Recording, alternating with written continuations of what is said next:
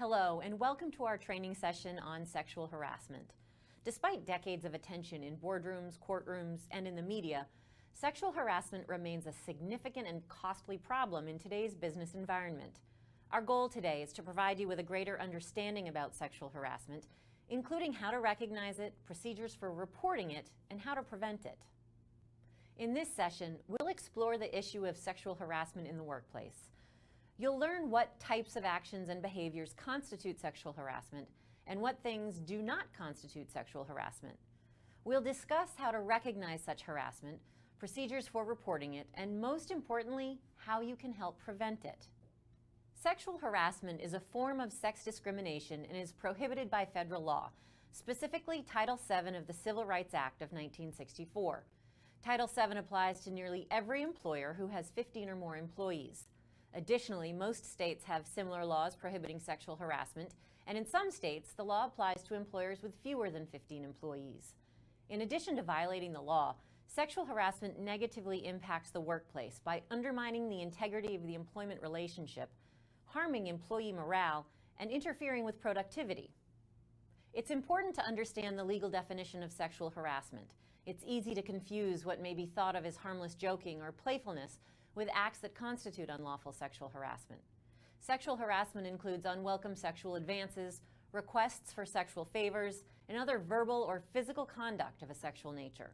Harassment's illegal when it's used as a basis for employment decisions or when it's so frequent or severe that it creates a hostile or offensive work environment. Sexual harassment can be overt and entail obvious physical gestures. Alternatively, sexual harassment can be more subtle and consist of innuendo and comments. Also note that sexual harassment need not be specifically sexual in nature, but may also include offensive remarks about a person's gender, for example, making offensive comments about women in general. While the law generally doesn't prohibit simple teasing, offhand comments, or isolated incidents that are not very serious, the problem is in knowing when the conduct crosses the line. Part of preventing sexual harassment is becoming sensitive to the issue so the lines don't get crossed. There are two types of sexual harassment. The first category of sexual harassment, known as quid pro quo, results in a tangible employment action such as a hiring, firing, promotion, or demotion. Quid pro quo means something for something. This type of harassment occurs when an individual's employment, job duties, or opportunity for advancement are made conditional on granting sexual favors or being receptive to sexual advances. Let's take a look at an exchange that clearly falls into the realm of sexual harassment via tangible employment action. Francesca is a branch manager at a busy bank. Her area supervisor, Mr. Edwards, has come in to check the quarterly report and deliver her performance review.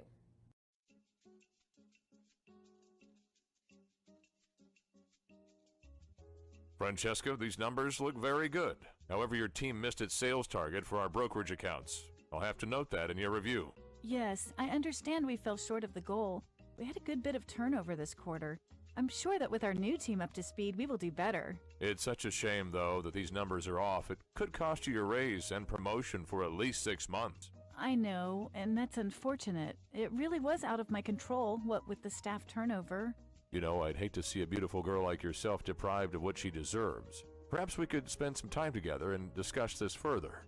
I'm sorry, I'm confused. Well, I'm in town for a couple of days. Perhaps we could meet later this evening. Spend some time together and figure out how a girl as attractive and friendly as you might get rid of the black mark on a review and get her raise a little quicker. Or perhaps you might find this failure to meet your numbers could result in a demotion. I'd hate to see that happen. Mr. Edwards seems to be implying that if Francesca were to spend some time with him socially, he may improve her overall performance review and accelerate her raise and promotion. He also suggests that she could be demoted if she refuses to see him socially. This is quid pro quo harassment. That is, Francesca can reap benefits or avoid demotion by consenting to Mr. Edwards' advances. The second type of sexual harassment occurs when the unwelcome conduct is so frequent or severe that it creates an intimidating, hostile, or offensive working environment. This could include sexually explicit jokes, photographs, conversations, or emails. Let's take a look at a couple of examples of harassment in the context of a hostile work environment. Mary is the first woman hired into her company's freight department. She's given a desk at the receiving dock among 4 of her male colleagues. One of them has sexually explicit pictures posted on the wall of their shared cubicle. This makes Mary uncomfortable and sets a tone that she feels is inappropriate for the workplace. She mentions this, but her colleague refuses to remove the pictures, and the department boss ignores the situation. Paul has a reputation as the office jokester. He regularly sends funny emails via the company intranet to a list of his colleagues. In recent weeks, he's begun forwarding jokes of a sexual nature. These communications make Jennifer uncomfortable. When she says something, Paul tells her she needs to lighten up and be part of the team. She's afraid to pursue the subject further because Paul is her boss. Now let's look at a couple of exchanges and talk through whether they might constitute sexual harassment.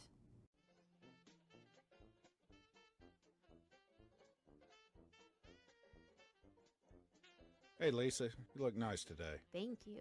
The blue really compliments your eyes. Okay. Thank you, I guess. Is this sexual harassment? No, it's not. Simply complimenting someone or making an isolated remark about his or her appearance is not considered harassment. Lisa may not welcome Brad's comments about her appearance, but in and of themselves, these types of remarks are not unlawful harassment. If the same remarks were repeated day after day, however, or if they became more suggestive, they might rise to the level of harassment. The speaker's gestures and even tone of voice might make a difference as well. Let's try another exchange.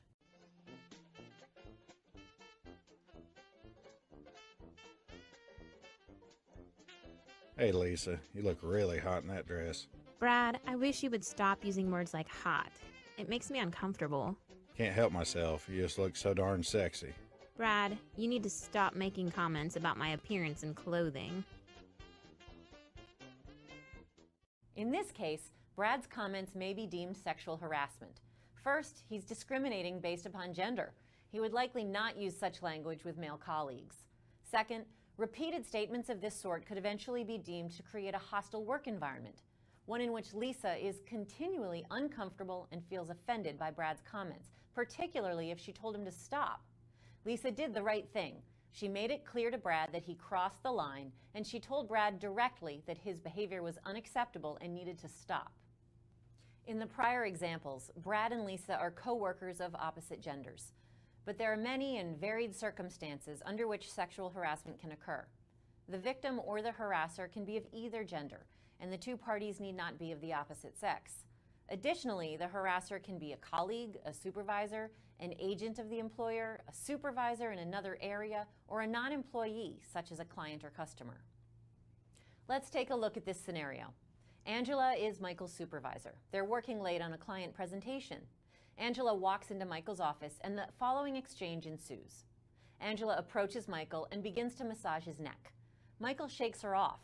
Angela puts her hands back on him.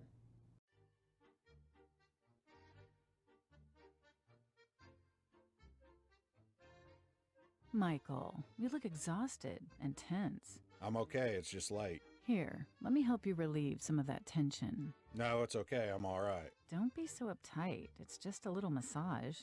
I thought you were a team player when I brought you into this company, but I guess I was wrong. This situation definitely constitutes sexual harassment. Angela's Michael's supervisor. She engaged in unwelcome physical contact with him. He asked her to stop and she persisted. She also made a statement suggesting that he's not a team player, with the inference that his success in his employment is conditioned upon his accepting her advances. Some other points to remember. Harassment can occur when anyone, not just the object of the comments or behavior, is affected by the offensive conduct. If the custom in a workplace is that employees use a lot of sexually laden language, post pinup pictures and the like, such acts may create a hostile environment which gives rise to harassment. Keep in mind that harassment can also be carried out through the use of technology. For example, in the form of email or an employee displaying offensive materials found on the internet on his or her computer. Also, the victim need not suffer economic injury as a result for the behavior to be considered harassing. From a legal standpoint, the conduct must be unwelcome. However, it's prudent to err on the side of assuming such conduct is unwelcome, since those who feel harassed may not make their feelings clearly known. To that last point, let's look at this scenario. Mark and Bonnie enjoy sending one another suggestive or off-color jokes. They go back and forth and both laugh at their communication. This is not an instance where harassment is occurring. However, it's definitely an instance of poor judgment and may in fact violate company policy regarding email and conduct. Conduct that may have been welcome at first may become unwelcome later on, so it's best for employees to avoid engaging in any kind of inappropriate behavior, even if they believe it's welcome. In addition, if others are exposed to these exchanges, there is a potential claim of a hostile environment. Nicole and Melissa are having lunch in the company break room and discussing their weekend. They're recounting a wild night they had at a friend's bachelorette party when Brian walks in.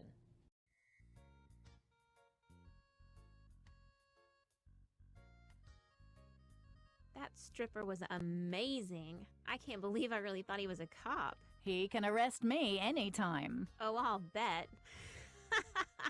Brian, you won't believe what this one did at the club the other night. She was all over that guy. Yeah, guys, that's all right. I don't really want to hear about it. I'm serious. She was stuffing 5s and 10s into his thong like there was no tomorrow. What's his problem? Brian is uncomfortable, picks up his lunch, and walks out. This situation definitely could qualify as an incident of sexual harassment. Even though Nicole and Melissa weren't talking about Brian directly, they were engaging in off-color and sexual discussion in front of him. He told them he was uncomfortable, and they persisted. This is both bad judgment on the part of Nicole and Melissa and potential grounds for a harassment claim. Sexual harassment can take place even outside the physical boundaries of the workplace. Behavior that occurs at off-site work functions, on business travel, at client offices or events, or even in some circumstances online can be considered sexual harassment. Acts which occur completely outside of work and which are not connected to the company's business will probably fall outside of the boundaries of the employment discrimination laws. However, if inappropriate behavior spills over into the workplace from these non-work related activities, it could result in a claim of harassment and be grounds for discipline or discharge. Let's take a look at this situation, which occurs at a trade show outside of the regular office environment and regular business hours. David is a sales assistant working the trade show floor at his company's booth. It's the end of the day, and Mr. Fredericks, an important client of David's firm, approaches the booth. Hello, Mr. Fredericks. Nice to see you. Will you be joining us at the cocktail reception this evening? Absolutely. And after the fact, I hope the firm is ready to entertain me as well. I'm sure we'll all make sure you enjoy yourself. Oh, I intend to. Now that I'm being wined and dined, I'd like y'all to take me to some of the clubs this town is famous for. You know, after hours, dancers, a place where I can be really entertained, if you catch my meaning. If you're referring to what I think you are, I'm not so sure. Oh, come on, David. It's your job to show me a good time. Now get the sales team together and let's go. Honestly, I don't think so. We've had this discussion at 3 other shows this year, and you keep insisting. These clubs are not really my cup of tea and not the place I think we should be bringing our clients. Oh, come on now, David. Man up. You do like girls, don't you? Besides, aren't I one of your top clients? Don't you want to keep my business? Would this be considered sexual harassment, even though Mr. Fredericks and David are both men and they don't work in the same office? Yes, it would. Mr. Fredericks being a client of David's firm as opposed to an employee does nothing to mitigate whether his behavior is harassing. Furthermore, it's clear that Mr. Fredericks has repeatedly asked David to escort him to venues that are inappropriate as part of keeping his business, despite his having been told that the conduct is unwelcome. So, yes, this is definitely a scenario where harassment is taking place. David should report the incident to his supervisors, who should address the matter with Mr. Fredericks promptly. Now let's look at the following situation. David is a sales assistant working the trade show floor at his company's booth. It's the end of the day, and Mr. Morrison, an important client of David's firm, approaches the booth. Hello, Mr. Morrison. Nice to see you. Will you be joining us at the cocktail reception this evening? Absolutely. See you there. And please call me Ted. Okay. Ted? Later at the reception, Ted and David spend some time talking, first about business, their companies, and their careers. The conversation turns personal, and the two men discover they have a lot in common. They spend an enjoyable evening getting to know one another, both alone and in groups of their colleagues. At the end of the evening, the following conversation takes place. David, I'd really like to see you again sometime. Socially, just the two of us. Do you mean as in a date? Yes, I'd really like that. I'm sorry, Ted. I enjoyed your company, but I make it a policy not to date coworkers or clients. I'm sorry to hear that. I had a great evening. Thank you. Good night. Is this considered harassment? No, it's not. Ted was not rude or persistent when David rebuffed him, and simply asking a coworker or professional colleague for a date is not considered sexual harassment.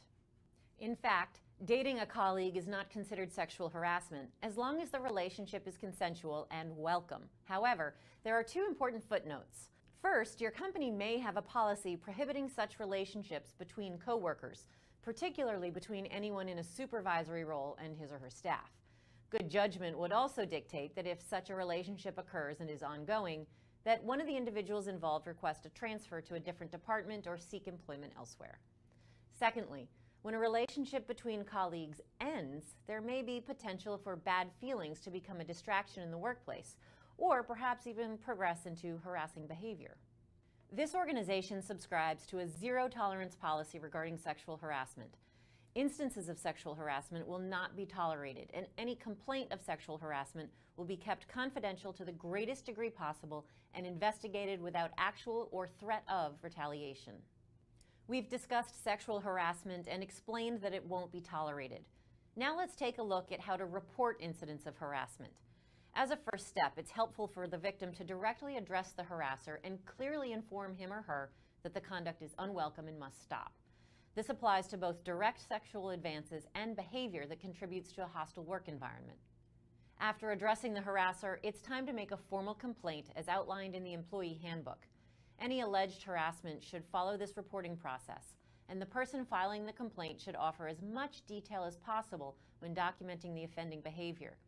These complaints will be kept confidential to the greatest degree possible and will be taken seriously and thoroughly investigated. Furthermore, anyone who thinks he or she is a victim of sexual harassment must understand that they will not be retaliated against for reporting it. A victim may remain silent out of fear of actions such as termination, demotion, reduction in pay, or denial of a promotion, or concern about consequences such as threats, unjustified negative performance evaluations, or increased surveillance. But understand, retaliation in any form is against the law and will not be tolerated within this organization, either for reporting harassment or for providing information related to a complaint. So please, don't hesitate to approach a supervisor or HR to initiate a complaint if circumstances warrant. Of course, the most efficient solution to the problem of sexual harassment is to prevent it in the first place. This is why you and your colleagues are being given this training, to understand how to recognize, report, and prevent sexual harassment. Finally, always use your best judgment when interacting with your fellow employees. Remember, what may be considered appropriate or acceptable behavior by some may cause offense or distress to others. When in doubt, it's always best to be conservative and err on the side of caution. Treat all people the way they want to be treated. That is, according to their particular tolerance and comfort level, rather than your own.